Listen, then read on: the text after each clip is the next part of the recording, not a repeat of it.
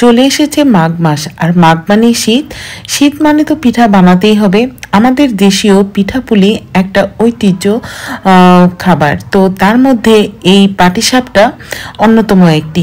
আসসালামু আলাইকুম, কেমন আছেন সবাই? আলহামদুলিল্লাহ আমি ভালো আছি। এইখানে প্রথমে আমি পানির মধ্যে গুড়টা মিলিয়ে নিয়েছি। এটা আমার ঝুলা গুড় ছিল, আপনারা চাইলে কিন্তু পাটালি গুড়ও ভালো করে ছেঁচে এখানে জাল দিয়ে নিতে হবে, তাহলে ওই দানা দানা গুড় ওরকম লাগবে না। এটা আমার পাটালি গুড় ছিল, তো আমি একটু জাল দিয়ে নিয়েছি, একটু লবণ দিয়ে। আর পানিটা বেশ ওই যেটা জাল দিয়ে নিয়েছিলাম ঠান্ডা হয়ে যাওয়ার পর কিন্তু এখানে চালের গুঁড়া আর অল্প পরিমাণে আটা মিশিয়ে দিয়ে একটা ডিম মিশিয়ে নিয়েছি। তো এবার আমি এই পাটিসাপটার ভিতরে যে পুরটা দিব খিসা, সেটা করে নিচ্ছি। 1 কেজি গরুর দুধের মধ্যে কিন্তু এখানে আমি বেশ কিছু গুঁড়া দুধ দিয়ে নিয়েছি। এরপর এখানে এলাচি দিয়ে নেওয়ার পর আমি কিছুক্ষণ জাল করে নিচ্ছি। এরপর একটা বাটিতে আমি কিছু দুধ উঠিয়ে নিচ্ছি। এখানে কিন্তু আমি যে এলাচি দিয়েছিলাম তো আপনারা চাইলে কিন্তু এখানে দারচিনিও দিয়ে নিতে পারেন। আমি শুধু এলাচি দিয়ে জাল দিয়ে নিয়েছি।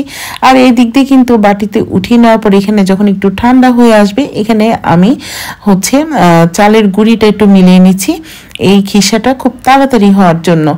আর এখানে চালের গুঁড়িটা একটু দিলেও কিন্তু খিসাটা আমার কাছে বেশ ভালো লাগে।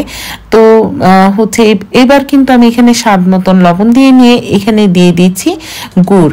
তো এখন গুড়টা দিয়ে নেওয়ার পর বেশ কিছুক্ষণ আমি এখানে খিসাটা জাল করে নিয়েছি।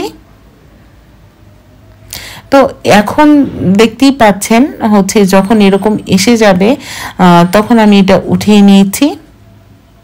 ঠান্ডা হয়ে যাওয়ার পর কিন্তু এটা একদম হয়ে আসবে। একটা প্যান গরম হয়ে যাওয়ার পর এখানে আমি সয়াবিন তেল দিয়ে নিচ্ছি। আর মনে রাখতে হবে যে এই ফ্রাই প্যানটা কিন্তু অবশ্যই গরম থাকতে হবে। গরম থাকলে কিন্তু এই পিঠাটা আমি যখন দিব তখন একটা ছিদ্র ছিদ্র ভাবটা এসে যাবে। যখন গরম না থাকবে তখন কিন্তু এই ছিদ্র ভাবটা হবে না।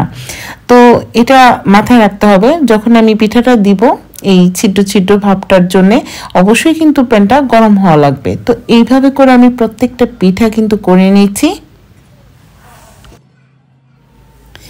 এখানে আমি খেজুরের গুড়ের যে গোলাটা গুলেছিলাম, পাটিটা বানাচ্ছি যেটা, তো এটা কিন্তু আপনারা সাদা গুঁড়ো করতে পারেন। সাদাটা করলে এখানে চুলায় দেওয়ার কোনো প্রয়োজন নেই। আমি যেরকম গুড়টা একটু চুলায় দিয়ে এখানে করেছি, চুলায় দেওয়ার পর ওটা ঠান্ডা করে কিন্তু আমি এই গুঁড়িটা মিলিয়েছি। তো আপনারা যদি সাদা করে করতে চান তাহলে কিন্তু একদমই হালকা কুসুম গরম পানি, যেটা একদমই নর্মালের মতো, তো সেটার মধ্যে আপনারা ওই চিনি দিয়ে গুলিয়ে নেওয়ার পর অল্প একটু আটা দিতে হবে, আর একটা ডিম দিয়ে সাদা করেও কিন্তু এই পিঠাটা করে নিতে পারেন।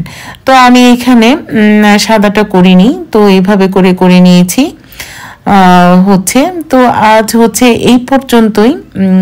পরবর্তীতে আমি অন্য কোনো রেসিপি নিয়ে আবার চলে আসব।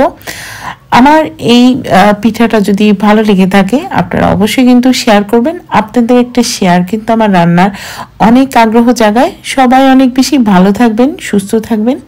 Thank you for watching. আল্লাহ হাফেজ।